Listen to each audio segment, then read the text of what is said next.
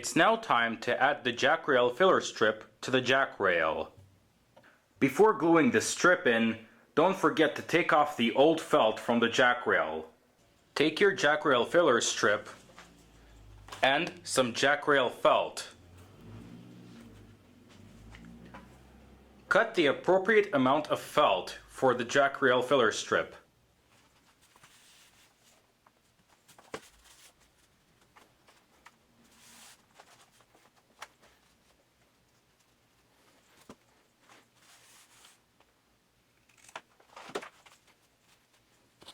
Now it's time to glue the strip to the jack rail.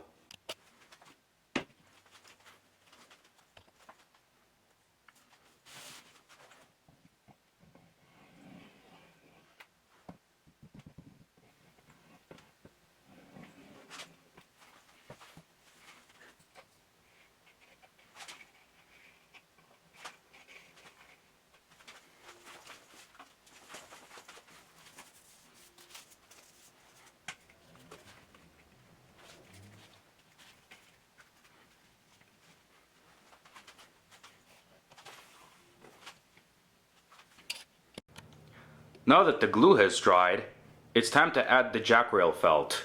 For this operation, you're going to need a brad pusher and some cloth nails. Take the felt and put it into the jack rail.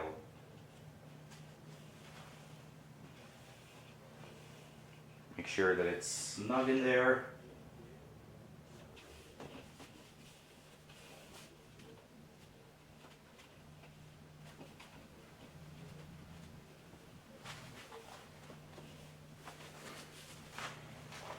Take the brad pusher, put a nail into it,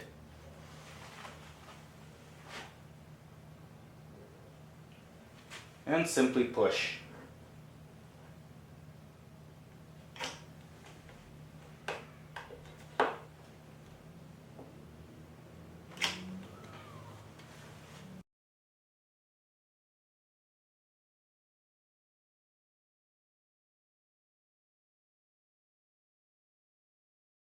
Now it's time to assemble the jacks. The first thing you want to do is number the jacks. Take each jack and number it with a Sharpie.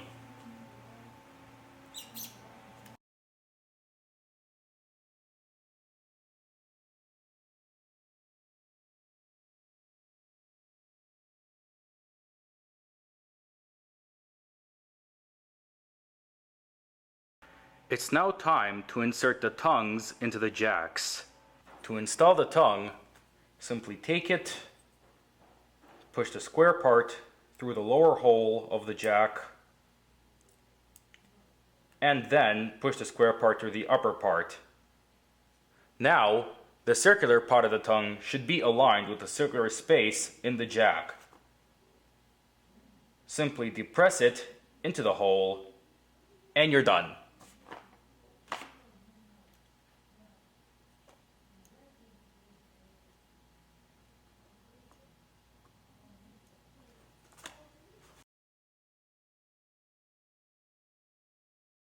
At this point, the buff stop can be replaced.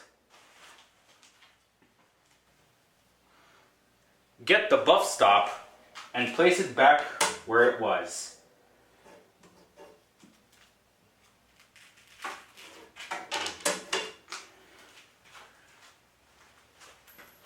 Get the nails that originally held the buff stop in place and gently poke them back in.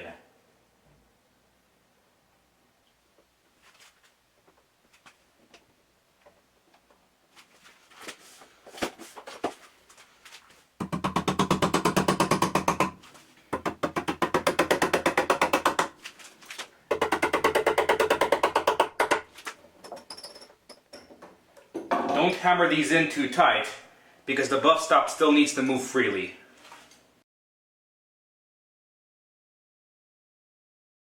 It's now time to start stringing the instrument.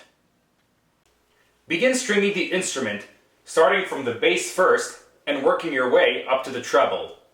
Refer to the tuning schedule in order to know which type and what size of wire you need for each particular note. Begin by winding the hitch pin loop. This is an example of a finished hitch pin loop.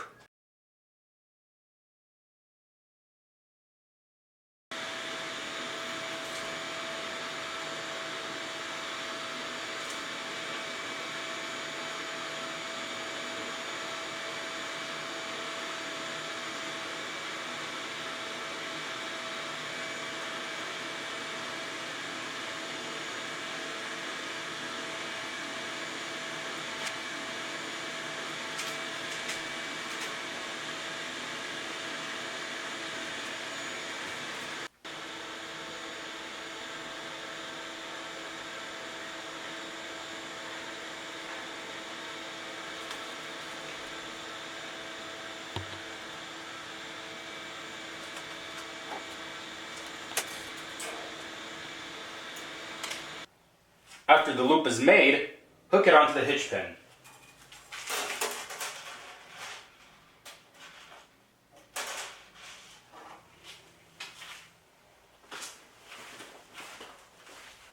Cut the wire to length. This is about the amount of wire that you want to leave on the string.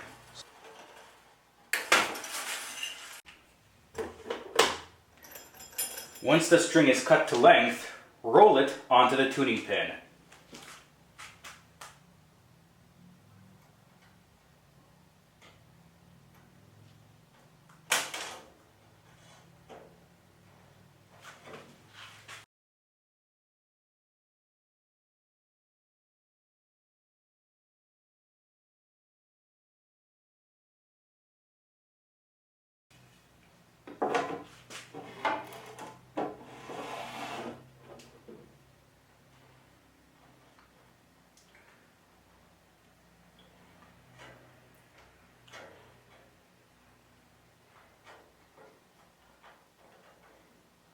Roll the wire onto the pin.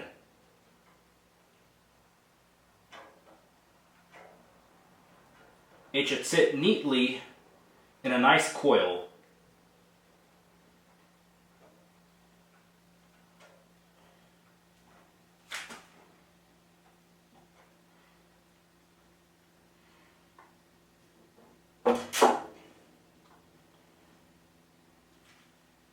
Place the pin into its hole.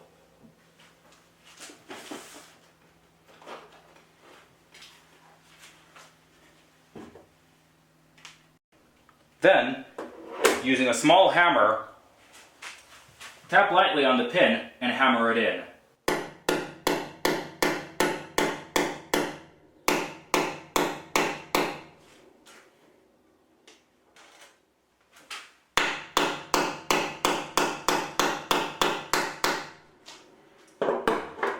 Put some tension on it.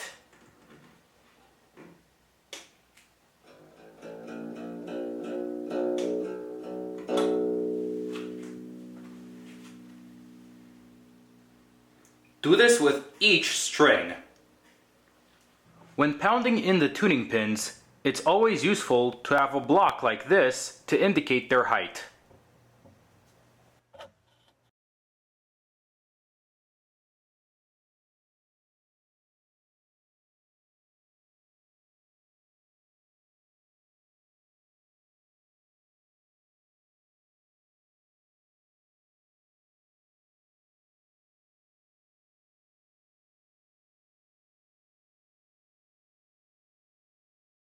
Now that the instrument has been strung, it's time to cut the jacks to length.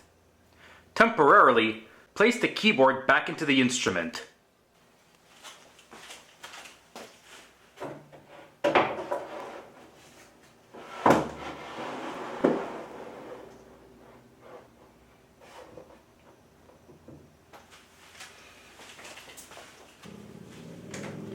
Take a jack and place it in the instrument.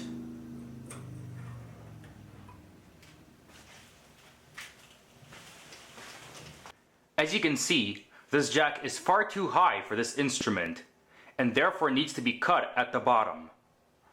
Take a ruler and place it next to the jack on the string.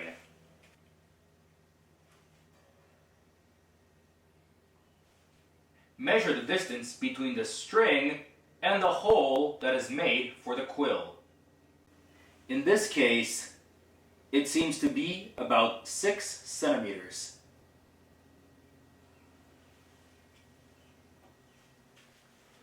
Once you have measured the excess length of the jack, place it on a flat surface and mark off that length starting from the bottom of the jack.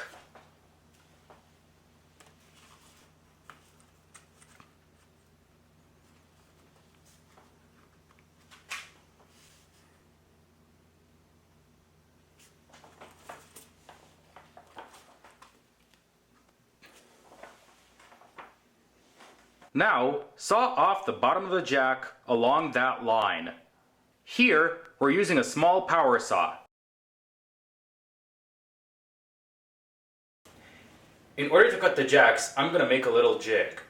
For this, I'm using a piece of scrap wood and a paint stirrer. But in place of the paint stirrer, you can just use any other piece of scrap wood. Alright, so you're going to take some glue, get glue on there, onto the paint stirrer.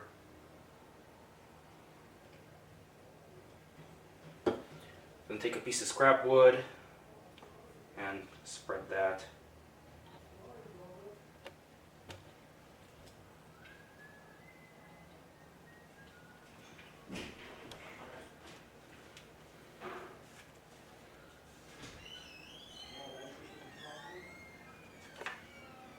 Okay. And just stick it on there.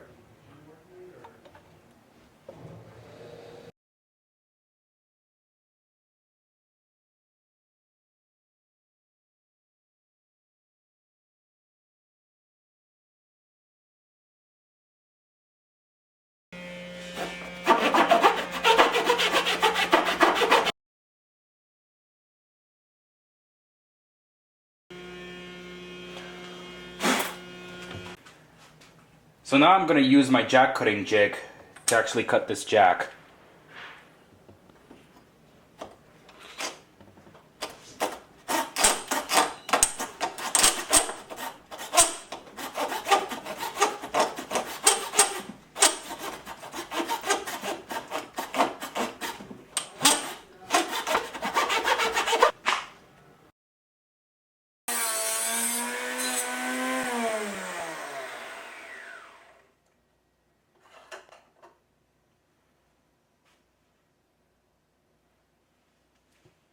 Now, place the jack back in the instrument.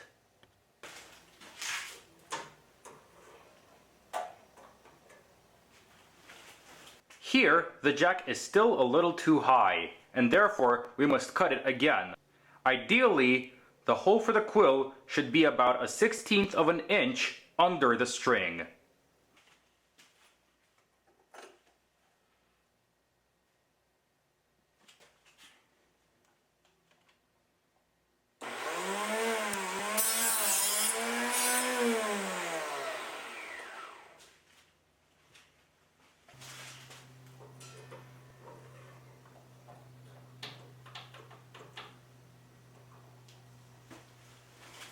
This jack is now at its proper length, with the hole for the quill being about 1/16 of an inch under the string. Now that you have cut the first jack to length, you can model the other jacks after this one. Be careful not to cut the jacks too short. If you do that, the jack will become useless and unsalvageable.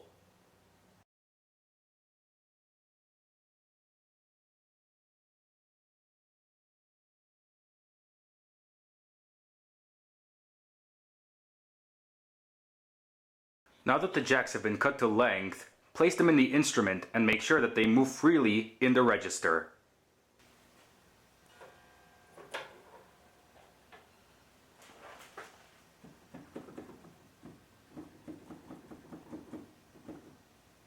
If a jack does not move freely, a likely culprit is the jack tongue, which may not be inserted all the way into the jack body. This can be corrected by taking the jack and a small mallet and pounding the tongue all the way in.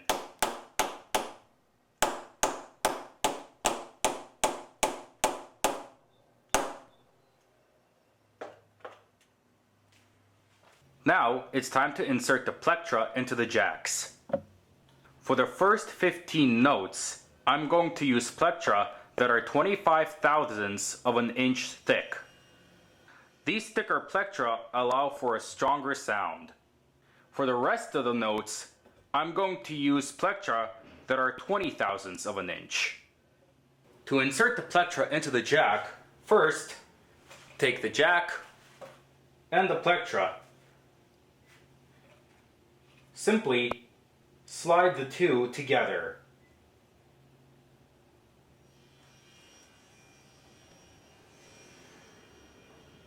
So that the plectra goes into the jack tongue.